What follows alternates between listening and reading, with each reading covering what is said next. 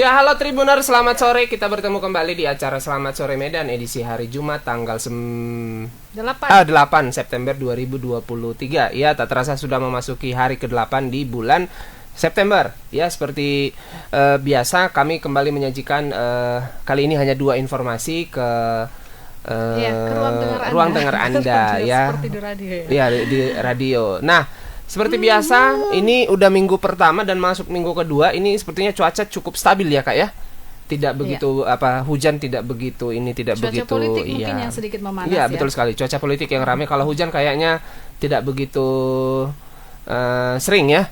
Kemarin sempat sekali hujan dan langsung banjir di Kota Medan. Ya, cuaca politik kali ini ya di lokal sendiri juga sudah sepertinya ada beberapa pengurus-pengurus partai dan caleg-caleg yang bakal dipecat kayaknya. Bakal dipecat karena mendukung calon presiden yang bukan didukung oleh partainya. Ya, betul. Sepertinya sudah mulai ya satu persatu ya menunjukkan sudah mulai kelihatan. Dan kelihatan karena memang ya rata-rata mereka menyatakan sesuai hati nurani, pilihan betul hati sekali, nurani, dan ya. konsekuensinya adalah dipecat dari sebagai pengurus partai, bahkan dari jadi kader partai juga dipecat ya, dikeluarkan ya. Betul sekali, iya. Mereka siap untuk konsekuensi itu.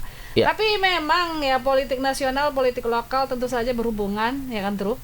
Apalagi ini pilkada juga kabar-kabarnya mau dipercepat ya. Ada informasi dari seperti bulan itu.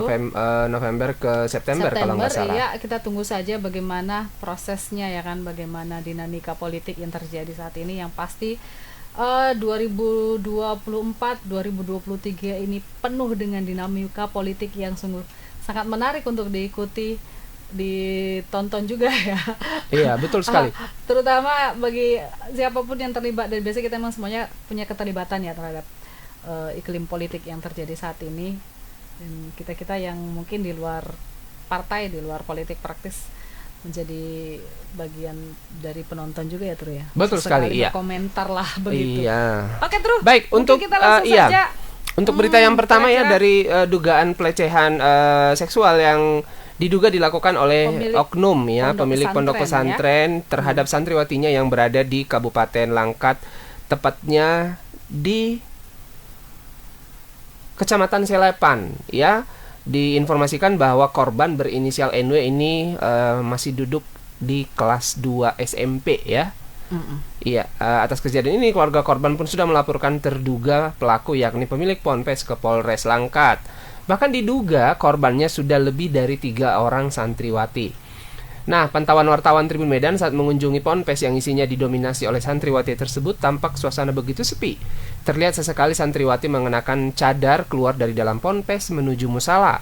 Dan untuk menindaklanjuti tuduhan ini, wartawan juga berupaya bertemu dengan pemilik pondok pesantren. Ya, saat ditemui, pemilik pondok pesantren berinisial K menceritakan soal dugaan pelecehan seksual yang dituduhkan terhadap dirinya. Ia mengatakan semua tanggung jawab santriwati, tanggung jawab dirinya. Ya, ia pun menambahkan jika dugaan pelecehan seksual yang dituduhkan terhadap dirinya terjadi pada hari Minggu 20 Agustus 2023 sekitar pukul 11 waktu Indonesia Barat, di mana korban sekaligus santriwati pada saat itu kabur dari pondok pesantren. Nah, akhirnya ia mendapat info bahwa korban santriwati ini dikucilkan kawan-kawannya karena di rambutnya banyak kutu. Tak hanya itu, pemilik ponpes ini mengaku melakukan hal tersebut hanya untuk membangkitkan semangat santriwati tersebut. Jadi karena di rambut itu banyak kutu, lalu dia dibully oleh kawan-kawannya gitu ya. Nah, pemilik ponpes berkeras melakukan hal tersebut sebagai bujuk rayu agar santriwati itu mengurungkan niatnya untuk kabur. Jadi menurut informasi di sini bahwa si pemilik santriwati itu memegang kepala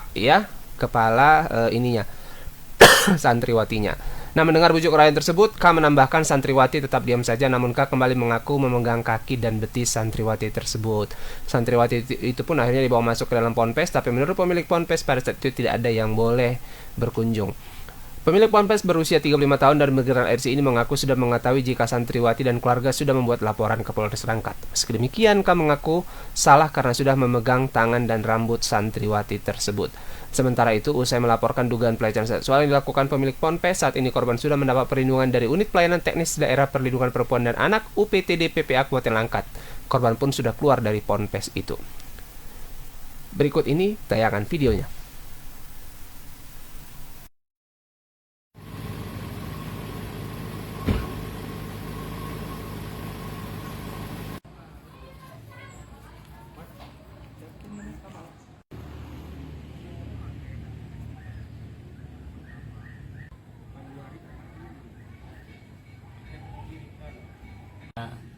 saya ini kan pengasuh sekaligus seorang pengajar, dan semua santri yang ada di sini itu bisa dikatakan ya anak didik saya.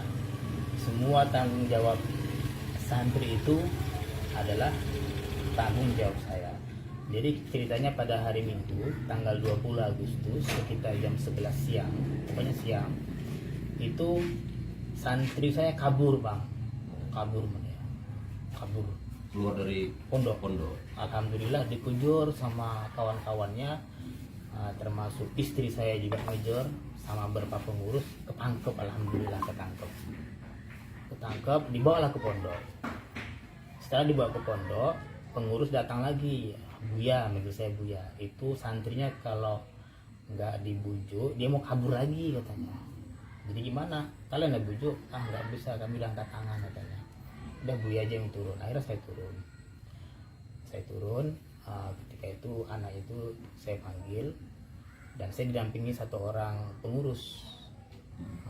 Ada pengurusnya, saya taruh di musola sini, dan pengurusnya jaga-jaga di sekitaran situ. Mana tahu tak lari lagi kan, jadi bisa ditangkap lagi gitu maksud saya. Jadi saya tanyain, namanya membujuk kan, kenapa kok bisa kabur, kenapa kok bisa lari. Diem aja dia, apa sebabnya, saya bilang. Agak lama saya nanya itu, saya tanya terus, gak ada ngomong dia sepatah kata pun.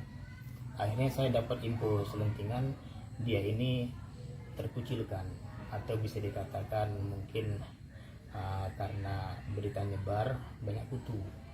Jadi istilahnya ya kutu banyak itu kan jadi omongan kawan-kawannya, dan bahkan saya dengar dicukur apanya nih rambutnya sama pengurusnya, karena sudah mungkin itu antivasinya, dan saya dengar lagi mau digundul.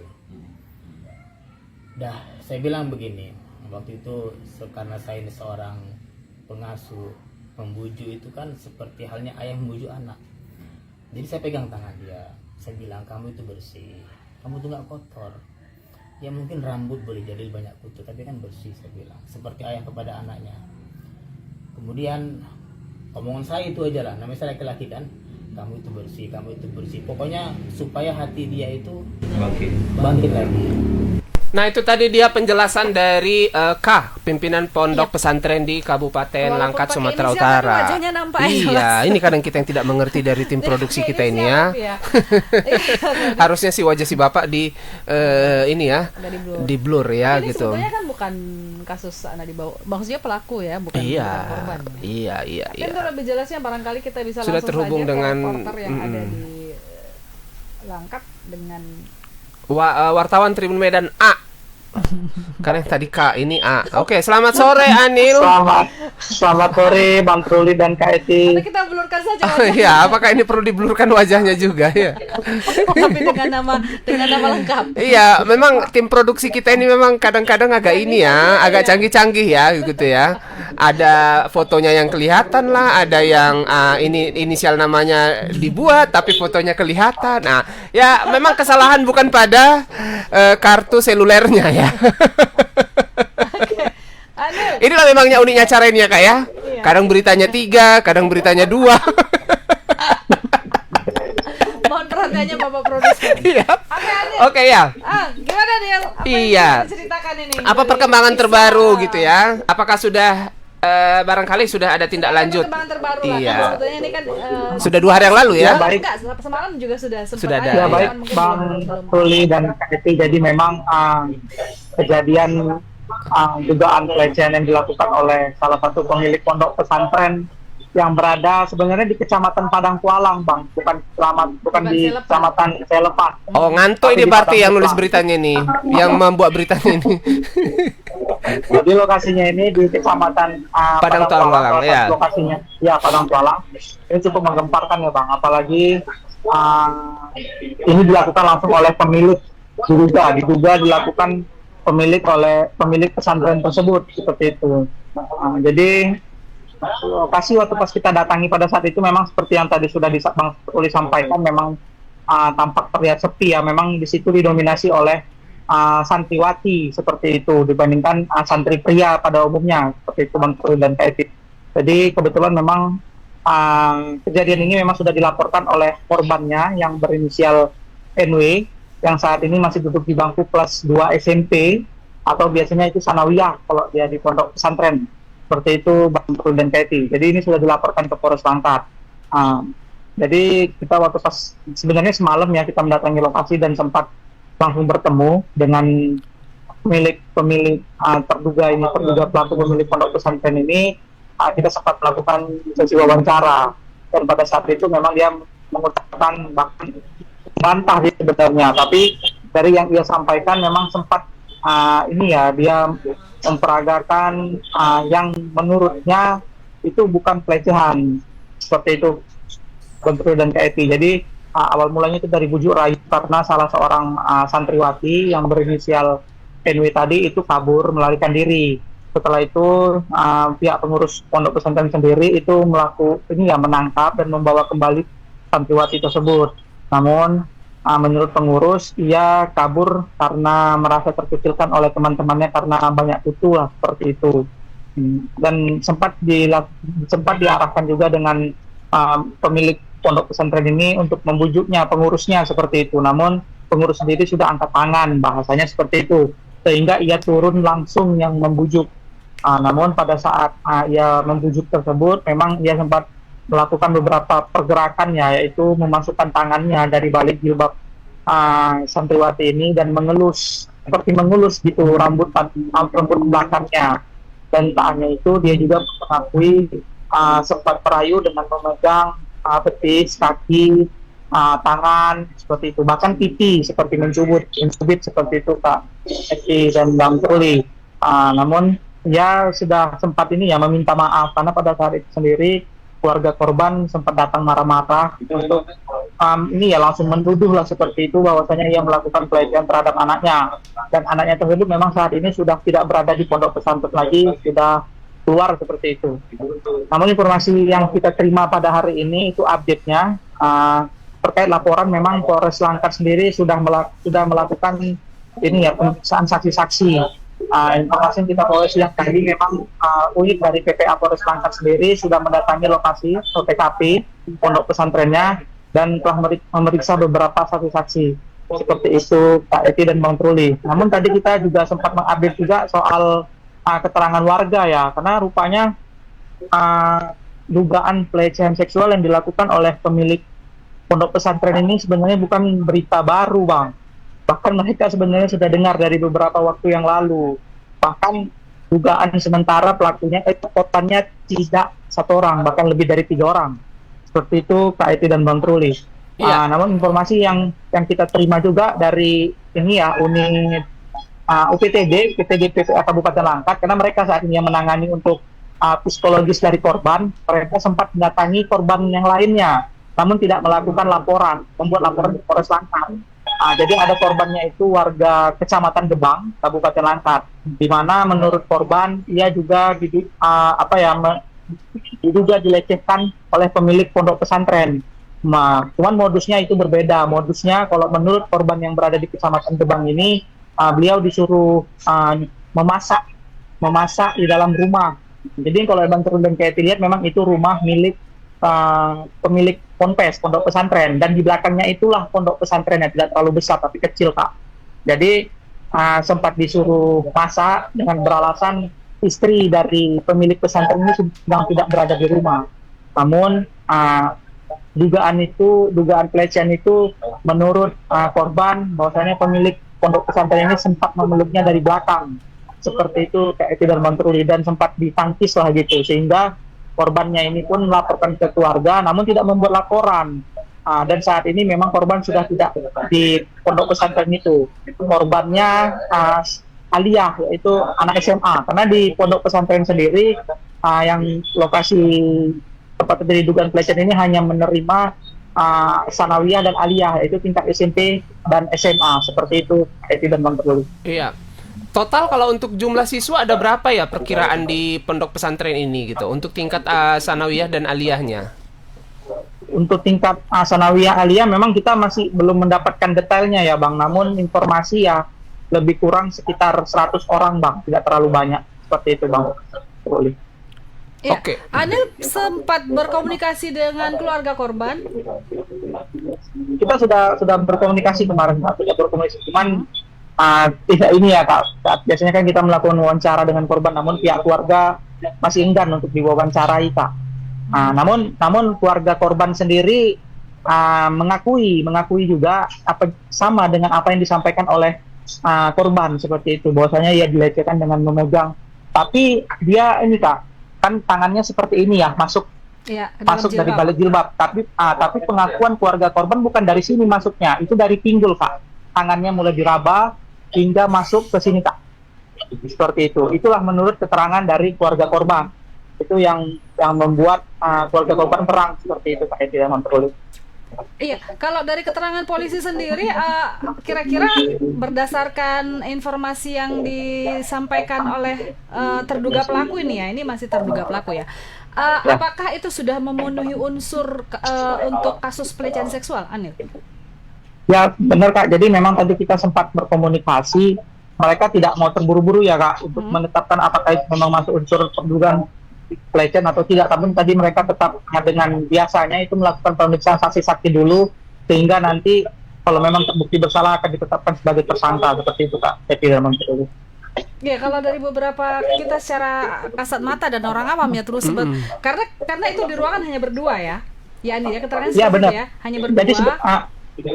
Jadi saya potong sedikit, Kak. Jadi waktu pas saat itu mereka hanya berdua di dalam ruangan musola ya, Kak, karena dibawa ke musola, jadi dia itu membujuk rayunya di dalam ruangan musola. Ya? Namun ada seorang pengurus wanita yang dia suruh pemilik pondok ini menyuruh untuk menunggu di luar. Namun yang disayangkan, mengapa tidak wanita itu yang melakukan bujuk rayu seperti itu, Kak? Kenapa harus pemilik pondok pesantren? Itulah yang memang menjadi tanda tanya warga sekitar. Itulah warga sekitar pun sebenarnya sudah merasa geram gitu, cuman mereka tidak berani, Kak, untuk mengungkapkan ini seperti itu, Kak.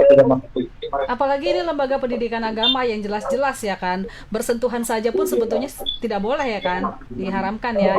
Sempat ada fisik seperti itu ya, kontak fisik bahkan, walaupun bukan area sensitif tapi sampai ke betis, dan sebetulnya sangat tidak pantas untuk dilakukan oleh seorang pimpinan ponpes gitu ya. Jadi memang kalau kecenderungannya sangat kuat ya bahwa ini ada unsur dugaan pelecehan seksual ya, Anil ya. Ya, kecenderungan besar memang seperti itu, Pak. Apalagi memang pada tanggal 3 September kemarin mereka ini sebenarnya sudah melakukan pertemuan antara pemilik pondok pesantren, keluarga, masyarakat sekitar, dan pemerintah setempat lah, Kak. Jadi pada saat itu sudah ada surat perjanjian yang dimana kalau pemilik pondok pesantren ini diminta untuk keluar dari kampung itu, Kak, meninggalkan pondok pesantrennya. Apabila dia tidak melakukan mengindahkanlah perjanjian itu, jadi keluarga korban ini mengancam akan melaporkan ke Polres Selatan. Jadi karena beliau tidak mau meninggalkan lokasi atau pondok pesantrennya, sehingga inilah yang memicu korban membuat laporan ke Polres Langkat, Kak, seperti itu. Oh, jadi sebetulnya upaya itu bisa dikatakan upaya perdamaian ya dari pihak keluarga agar supaya tidak sampai ke jalur hukum sudah dilakukan, ya. Tetapi ternyata tidak bisa berjalan sehingga sampailah ini ke jalur hukum. Begitu kira-kira ya, Amir. Ya, benar. Seperti itu, Kak. Karena memang itu juga mungkin ada karena mereka pun sudah mendengar juga memang sudah ada dugaan-dugaan ini dari beberapa korban yang lainnya. Namun mungkin inilah yang salah satu korban yang berani melaporkan itu ya korban keluarga dari single NW ini, karena ada 2 korban lagi lebih mungkin, Pak, yang pernah diduga ya menjadi korban pelecehan dari pemilik pondok pesantren ini seperti itu, Pak. Kalau yang satu tadi sudah nggak di tempat lagi ya, nggak di pesantren. Kalau untuk satu lagi, Anil? Sudah keluar, Kak. Dua-dua yang sudah semua keluar. Yang ketiganya yang diduga menjadi korban ini semuanya sudah tidak berada di pesantren itu lagi. Namun tadi yang kita dengar juga, sempat saya hubungi yang pendamping dari UPTD PPA-nya sendiri, mereka sudah sempat menjumpai korban yang berada di gerbang itu, Kak. Dan mereka sudah membujuk juga agar membuat laporan seperti itu, sehingga ini akan makin kuat dugaan ini dan nanti akan menjadi pertimbangan pihak kepolisian seperti itu. Namun sayangnya korban ini berubah pikiran saat dijumpai dengan nyatanya hari ini beralasan tidak bisa untuk membuat laporan seperti itu, Pak. Ya, kalau peristiwa itu sendiri kira-kira sudah lama, kira-kira berapa lama waktunya berlalu? Untuk laporan yang masuk ini itu kejadian masuk Polres Langkat itu kejadiannya tanggal 28 Agustus Bukan, kemarin. bukan. Yang kasus sebelumnya itu, yang kasus yang disuruh memasak itu. Kalau informasi udah 1 tahun belakangan, Kak, seperti itu. Ya. Kalau pondok pesantren ini keberadaannya sendiri sudah berapa lama? Menurut informasi warga sekitar dan pemilik pondok pesantren itu sekitar 3 tahun sudah beroperasi, Kak, di situ. 3 tahun. Oke. 3 tahun. Oke, kemudian tapi mungkin ada satu hal yang menarik ya, yang mungkin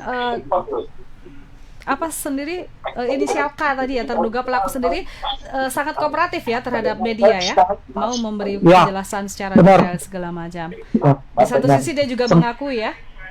Iya, benar, Kak. Jadi kita cukup heran juga saat dikonfirmasi beliau berani mengungkapkan dan sempat bertanya sebenarnya dengan pihak awak media pada saat itu apakah yang dia lakukan itu merupakan pelecehan seksual atau tidak. Namun melihat ya seperti hukum di agama Islam sendiri, apalagi ia bergelarkan LC ya, Kak. Bergelarkan LC, iya, dia melakukan pemegangan lagi seperti itu ya. Sebenarnya. Sedangkan kita diajaran di TK sendiri ada lagunya kan, mana yang boleh disentuh, mana yang tidak boleh disentuh. Ini kan dia bukan anak TK. Oke, terus Ibu ditanya. Siap, itu aja. Oke, Anil, semoga ini bisa berjalan proses hukumnya ya, dan mendapatkan keadilan para korban dan pelaku mendapatkan ganjaran yang setimpal. Oke, Anil, terima kasih laporannya. Baik, jauh-jauh mungkin ada Padang Tualang. Mungkin ada yang mau saya sampaikan satu lagi, Kak. Sebenarnya ada juga, ini kita baru dapat informasi tadi sekitar pukul 3 sore kejadian serupa, Kak. Tapi bukan pondok pesantren, tapi ini bukan pelecehan, bahkan pemerkosaan atau pencabulan lah kita bilang, Kak. Itu dilakukan oleh ayah, paman dan kakek. Dan korbannya itu masih berusia 7 tahun dan 4 tahun, dan saat ini sudah ditangkap di Polres Langkat sendiri. Mungkin nanti akan kita update di portal berita online kita, Kak. Oh iya, masih dicari informasi terkait hal itu ya. Tapi memang akhir-akhir ini teruli ya kasus-kasus pelecehan seksual semakin banyak terhadap anak di bawah umur terutama, dan dilakukan oleh orang-orang yang dekat. Paman, ayah semakin marak sepertinya. Ini menjadi perhatian seharusnya para aktivis perlindungan anak dan pemerintah tentunya ya. Ini sepertinya Sumatera Utara di beberapa daerah semakin rawan terhadap kasus-kasus pelecehan seksual. Baik, Anil, terima kasih untuk laporannya. Kita tunggu laporan selanjutnya, terutama kasus pelecehan seksual tadi, Anil ya. Siap, Pak. Selamat sore, Kak Eti dan Bang Teruli. Ya, selamat bertugas kembali. Ya, baik. Terima kasih Anil, itu tadi laporan dari ini dugaan pelecehan seksual di pondok pesantren di Padang Tualang Langkat ya. Iya, memang betul ya, Tru ya. Dari beberapa kasus di Balige juga ada, di Labuhan Batu ya kalau nggak salah ya. Yang sempat di Serdang. Wih, kok sekarang semakin semakin mudah rame, gitu ya orang melakukan kasus-kasus seperti itu, dan anak-anak rasanya geram gitu ya. Oke, Tribuners, kita akan lanjut ke laporan yang kedua, Tru. Iya, silakan. Oke. Ya, Tribuners, seorang pengacara di Kabupaten Asahan dilaporkan terkait penodongan senjata ke seorang wanita yang mengaku kliennya Hendra Gunawan. Ini maksudnya pengacaranya bernama Hendra Gunawan yang ternyata menggugat balik Suci Amelia Nainggolan alias Amel dalam kasus pencemaran nama baik. Menurut Hendra, pengakuan Amel tersebut merupakan keterangan palsu dan tidak berdasar, sebab ia tidak memiliki senjata api ataupun airsoft gun yang ditudingkan selama ini. Ditudingan yang dilakukan oleh pihak Suci Amelia Nainggolan merupakan tudingan yang tendensius dan pembunuhan karakter bagi dirinya. Ia mengaku hal ini kemungkinan dikarenakan dirinya juga seorang calon legislatif dan juga ketua partai di Kabupaten Asahan. Bahkan menurut Hendra, Suci Amelia Nainggolan adalah seorang DPO yang sebenarnya dalam kasus 2 kliennya. Suci Amelia adalah orang yang menyuruh kliennya untuk mengantarkan 6 orang PMI ilegal di Dumai. Namun di tengah perjalanan, 2 orang kliennya diamankan oleh personal Polres Dumai. Ia mengaku selain Amel, ia akan melaporkan 6 orang lain yang terlibat dalam kasus pencemaran nama baik ini ke Mapolres Asahan. Baik, Tribuners, kita saksikan videonya berikut ini. Kali 50 sudah kita gugat ini, Suci Amelia Nainggolan. Dia tidak datang. Penting itu. Berarti sama sekali nggak ada. Nggak datang, ini kan gugatanku. Boleh katakan proses di pengadilan sidang. Kenapa Suci Amelia Nainggolan fungsinya di kantor redaksi-redaksi, hadiri dong. Dolan alias Amel sudah kita ajukan gugatan ke Pengadilan Negeri Kisaran terkait pencemaran nama baik saya dalam perkara nomor 50 di Pengadilan Negeri Kisaran. Terkait yang ada katanya tudingan bahwasanya ada peletusan senjata api atau todongan kepada si Suci Amelia, bagaimana Pak tentang tanggapannya? Itu tidak benar, Kang. Boleh tengok ya, Abang kan? Nah, boleh Abang cek ini, ada nggak kalau saya meletuskan senjata? Pasti berlubang ini, asbesnya ini. Nah, kalau saya mukul kaca, katanya kacanya nggak pecah. Ini kacanya asli. Nah, tangan saya pun tak ada luka. Kalau misalnya saya mukul kaca, pasti luka ini tangan saya. Ini kan tidak. Nah, artinya memang pemberitaan itu kadang kan tendensius, pembunuhan karakter. Karena saya caleg, mungkin karena saya ketua partai di Kabupaten Asahan. Itu aja. Ya. Terkait adanya uang 125 juta itu bagaimana Pak? Sekarang boleh dibuktikan sama Suci Amelia Nainggolan. Ada nggak uang dia itu 125? Kalau tidak ada 125 juta berarti kan fitnah hari ini. Ya sudah, jangan berasumsi lah. Yang penting hadapi aja di pengadilan. Kan sudah kita ajukan gugatan di Pengadilan Negeri Kisaran. Terkait yang senjata api tadi atau juga soft gun, apakah memang Bapak punya soft gun? Saya tidak ada. Jangankan senjata api, shotgun saya pun nggak punya. Nah, apalagi dengan perempuan katanya saya menodong, saya memukul, nggak ada. Boleh dibuktikan lah. Kalau katanya ini kan bahasa nggak bisa jadi barang bukti sidang. Saat kejadian itu Siti Amelia itu sendiri apa? Berdua dengan sama si Hendra Irawan namanya itu teman saya yang mengenalkan saya dengan Suci Amelia Nainggolan, dengan klien saya. Bukan ada saksi dua orang itu. Nah, saya dengan saksi yang perempuan itu saya nggak ada kenal, sama sekali tidak ada kenal. Pak, informasi terkait Suci Amelia ini Pak, bahwasanya menjadi DPO dari Polres Dumai, boleh jelaskan Pak? Loh, karena dari keterangan dari kedua klien saya ini di BAP ini menjelaskan bahwasanya tokenya itu Amel. Amel ini Suci Amelia Nainggolan. Dialah agen TPPU-nya. Iya, itu tadi kisah Ribut-ribut pengacara. Ribut-ribut pengacara ya, buntut dari kasusnya. Sebetulnya udah ada kasus ya, kasus mengenai PMI ilegal. Baik, Truli, mungkin kita langsung saja supaya lebih jelas untuk liputannya seperti apa. Ada reporter kita Alif Al-Qodri dari Asahan. Kok Alif Al-Qodri? Ya, selamat sore Bang Truli, selamat sore Kak Eti, selamat sore Medan. Jadi menurutmu siapa ini? Dalam mengajukan kali Kak. Iya, teringat ini. Apa? Teringat siapa? Ada wartawan lain gitu, Al-Qodri, kok sama gitu ya kan? Oke, Alif, gimana nih ribut-ribut pengacara versus klien? Iya, apa perkembangan terbaru? Iya. Istri klien. Ya, terima kasih Kak Truli, terima kasih Bang Truli, terima kasih Kak Eti.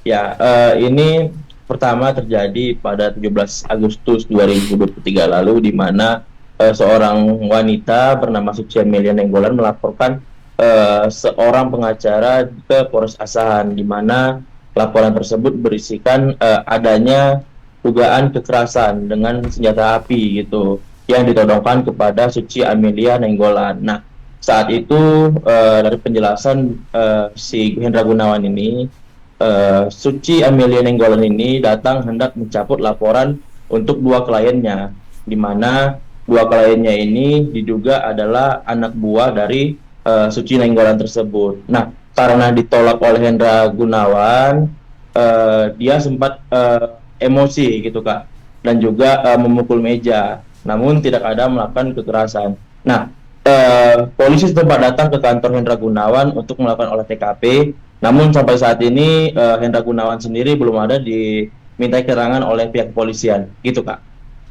Kalau dari keterangan Suci sendiri, dia melaporkan si Hendra ini ada nggak apanya? Iya. Bukti-bukti, Buktinya penyertanya gitu ya? Apakah itu mungkin rekaman atau apa seperti itu, Alif?